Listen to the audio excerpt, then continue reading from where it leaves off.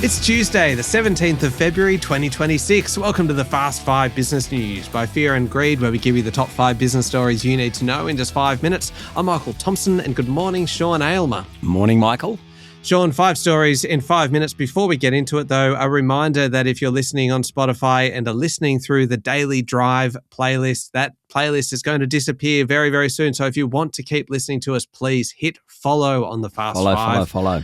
Indeed, and that way you will keep hearing us every day with the top 5 stories in 5 minutes. Story number 1, the competition regulator's case against supermarket giant Coles kicked off yesterday.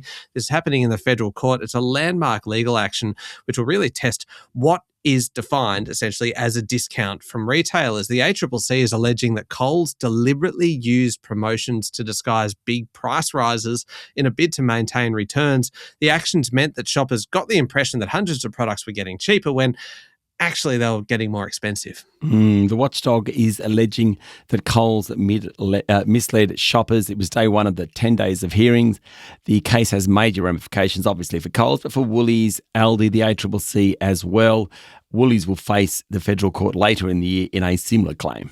Let's just talk about dog food for a second, Sean, because it pretty much explains the ACCC's case here. A 1.2 kilogram bag of Nature's Gift dog food had been sold for $4, right? $4 for 296 days before February 7, 2023. Then, for a period of just 7 days, alleges the ACCC, Coles increased the price of that product by 50% to $6. So it went from $4 to $6. On the 8th day, Coles began offering that product for sale at a price of $4.50. But that's actually more, obviously, than what customers had been paying for all but 7 of the previous 303 days. Yeah, and look, Coles has come out, and I mean, we haven't heard from Coles, but they've argued previously that price increases were largely put in place on request from suppliers. The ACCC saying, well, it's not about you and your suppliers. You've got your relationship. We are worried about you misleading customers. And if you're saying that dog food is on sale, well, we reckon it's misleading. This has all sorts of implications, not just economic, but political, because we know pollies love a pile-on. They love a pile-on the big supermarket chains. Going to be fun to watch. Yeah, PR disaster. All right, story number 2. JB Hi-Fi's share price jumped 7.5% yesterday after the electronics retailer announced a big jump in sales during the December half to more than $6 billion. What were we buying? Mobile phones, small appliances, games, computers, fitness products. JB Hi-Fi also owns The Good Guys, and its sales were up sharply as people spent money on white goods. It was interesting that one comment made by CEO Nick Wells was that customers should expect to pay more for smartphones and laptops because the AI-led boom is going to push up demand and prices for memory storage. Another couple of interesting things yesterday. Online sales now about 18% of the business. Customers are getting savvy. So the big sales periods were Black Friday, Cyber Monday, and then after Christmas, not before Christmas, the Boxing Day sales. Wells also sounded a cautious note. He just said, look, with interest rates rising, tough competition, going to be a bit tough for the next 6 months. Yeah. Story number 3, one from the world of politics, Sean. New federal Liberal leader Angus Taylor has given his first set speech since taking the top job on Friday. He focused on improving standards of living with a focus on home ownership and expanding childcare outside a universal system. He also threw in higher defence spending and reshaping immigration around Australian values, as well as, and I quote, strengthening education by focusing on core knowledge, not indoctrination.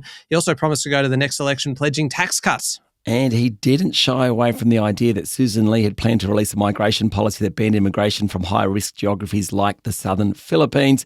It was a big speech. I loved a bit of rhetoric. He did it well yesterday. Australians are seeing a once confident nation be set by uncertainty, a nation adrift on a sea of troubles, and a nation not in control of its destiny. What a great speechwriter. Oh, good to have a politician with a sense of theatre, Sean. Story number 4, Australia's biggest steelmaker, BlueScope, which recently rejected a $13.2 billion takeover bid, has more than doubled its half-year dividend and said there'll be higher payouts at the end of the year. The bid from the Stokes family's SGH and US group Steel Dynamics has certainly triggered a bit of action at BlueScope. New chief executive Tanya Archibald says she is targeting a $3 per share return to shareholders this calendar year. I mean, that's a dividend yield of more than 10%. If you bought it before the takeover bid, we're talking about 12 or 13%. That is a massive dividend yield for a big company. Archibald said the 118% jump in net profit on the back of just a 4% rise in revenue reflected the benefits of a diverse range of businesses. BlueScope share price fell 3% yesterday. Last one, Sean. Story number 5. Former UK Prime Minister Tony Blair made a better politician than a husband and has never bought his wife, Cherie Blair, flowers. That's according to Cherie Blair herself. The former PM's wife of 46 years said Blair was unromantic. This is in a Channel 4 documentary about his time in the top job. Asked about their relationship, Cherie Blair, who is a human rights lawyer, so she doesn't mince words, says he's an amazing politician. As a husband and as a human being, that's a different matter, but that's really between me and him. Oh dear. She went on to say that Tony's not very romantic. He's never bought me flowers, for example, and now he says, well, if I bought you flowers, you'd be very suspicious, which is probably true. Oh dear. In the documentary, Blair also revealed that his approach to politics was inspired by watching Schindler's List, not one of the most uplifting movies I've seen. No, it is not. There we go. The top 5 business stories in 5 minutes. Thank you, Sean. Thanks, Michael. It's Tuesday, the 17th of February, 2026. Remember to hit follow on the podcast. And if 5 minutes isn't enough, you can find our longer daily show called Fear and Greed wherever you listen to podcasts. I'm Michael Thompson, and that was the Fast 5 Business News by Fear and Greed. Have a great day.